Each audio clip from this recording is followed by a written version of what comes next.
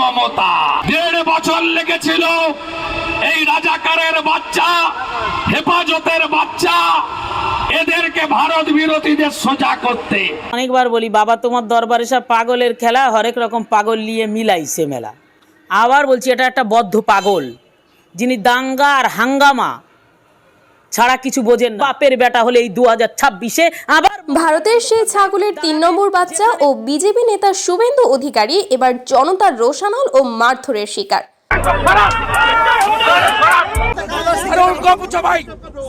আপনি কি জুতো মেরেছেন? আপনি বিরোধী দল নেতাকে জুতো মারছেন, আপনারা আটকাচ্ছেন, জুতো মারছেন। কি ছবি বাংলার? নন্দীগ্রামে ঘটল এক নজিরবিহীন ঘটনা, জুতা দিয়ে মারল বিক্ষুব্ধ জনতা। ঘটনাটি ঘটে সোমবার নন্দীগ্রামের একটি পথসভায়। সম্প্রতি শুভেন্দু অধিকারী ভারতীয় পার্লামেন্টে বাংলাদেশকে নিয়ে বিভিন্ন আপত্তিকর ও উস্কানিমূলক বক্তব্য দেন। এ সময় পার্লামেন্টে উপস্থিত তৃণমূল নেত্রী মমতা ব্যানার্জিকে উদ্দেশ্য করে খুবই নেক্কারজনক একটি কথা বলেন। সে সময় শুভেন্দু অধিকারী মমতা ব্যানার্জিকে উদ্দেশ্য করে বলেন, শরীর থাকলে যেমন জ্বর জ্বালা হয় তেমনি একটু একটু রেপও হয়, বাচ্চা ছেলেরা একটু একটু দুষ্টুমি করে। শরীর থাকলে যেমন জ্বর জ্বালা হয় তেমনি একটু একটু রেপও হয়, বাচ্চা ছেলেরা একটু একটু আমাকে করে। এ সময় শুভেন্দু অধিকারী এমন অশোভনশীল বক্তব্যে পার্লামেন্ট জুড়ে হট্টগোল শুরু হয়ে সাথে সাথে পার্লামেন্টের স্পিকার শুভেন্দু অধিকারীর বক্তব্যের তীব্র নিন্দা জানায়। বিজেপি নেতা শুভেন্দু অধিকারী তৃণমূল নেত্রীর জেরে তৃণমূল কংগ্রেসের নেতাকর্মী ক্ষুব্ধ হয়ে নন্দীগ্রামে শুভেন্দু অধিকারীর ওপর চড়াও হয়ে তার উপর হামলা চালায়। এক পর্যায়ে শুভেন্দু অধিকারীর বিজেপি নেতাকর্মী ও মমতা ব্যানার্জির তৃণমূল কংগ্রেসের নেতা কর্মীদের মধ্যে শুরু হয় ধস্তাধস্তি ও মারামারি। বিক্ষুব্ধ জনতার রোষানলে পড়ে এক পর্যায়ে পরিস্থিতি এতটাই ভয়াবহ হয়ে ওঠেছে শুভেন্দু অধিকারী দৌড়ে নন্দীগ্রাম থানায় আশ্রয় নেন।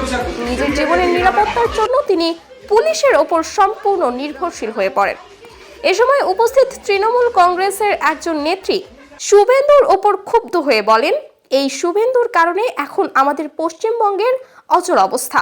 তার বাংলাদেশ বিরোধী বক্তব্যের জেরে এখন আর বাংলাদেশিরা ভারতে আসছে না, এমনকি ভারতের সাথে চরমভাবে ব্যবসায়িক সম্পর্কে অবনতি ঘটেছে। আমাদের ভারতীয় কৃষকেরা এখন আন্দোলনে নেমেছে তাদের উৎপাদিত আলু পেঁয়াজের ন্যায্য দাম না পেয়ে। সম্প্রতি ভারতের বিজেপি নেতা শুভেন্দু অধিকারী বাংলাদেশের আলু পেঁয়াজ রপ্তানি বন্ধের ঘোষণা এবং বাংলাদেশ নিয়ে বিভিন্ন আপত্তিকর বক্তব্যের জেরে উত্তাল বাংলাদেশ। বাংলাদেশের এই মোল্লাগুলো, মৌলবীগুলো, উগ্রবাদীগুলো, এদেরও পাকিস্তানের রাজাকারের যে হালত হয়েছিল সেই সাথে বাংলাদেশিরা তুলেছেন ভারত বয়কটের ডাক এবং তারা ভারতের কোনো পণ্য আর আমদানি করবেন না বলে সিদ্ধান্ত নিয়েছেন। আর এর ফলে ইতোমধ্যে রপ্তানির অভাবে ভারতের কৃষকের উৎপাদিত আলু পেঁয়াজে পচন ধরতে শুরু করেছে। এমনকি যেসব আলু পেঁয়াজ বাংলাদেশের বিভিন্ন সীমান্তে ট্রাকে করে নেওয়া হয়েছে রপ্তানির উদ্দেশ্যে, সেই সব আলু পেঁয়াজও নিতে অনাগ্রহ দেখাচ্ছে বাংলাদেশ। তাই সেখানেই ট্রাকেই পচে যাচ্ছে এসব আলু পেঁয়াজ। ফলে বিপাকে পড়েছে ভারতের ব্যবসায়ীরা।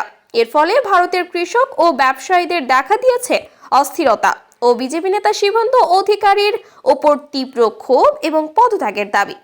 এছাড়াও এই শুভেন্দু আমাদের নেত্রী মমতা ব্যানার্জিকেও অপমান করেছে, সে তো এত সহজে ছাড় পাবে না, এটাই মানুষের রাগ।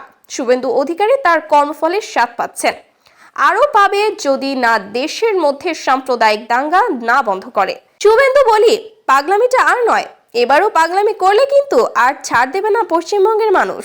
তাই বলি শুভেন্দু, পাগলামিটা আর নয়, এবারে পাগলামি করলে, রাস্তায় দাঁড়িয়ে দাঙ্গা বাঁধানোর চেষ্টা করলে আমাদের তৃণমূল কংগ্রেসের ভাইরা কিন্তু ময়দানে নেমে লড়াই করে কিভাবে ওকে ঘরে ঢোকাতে হয় সেটা আমরা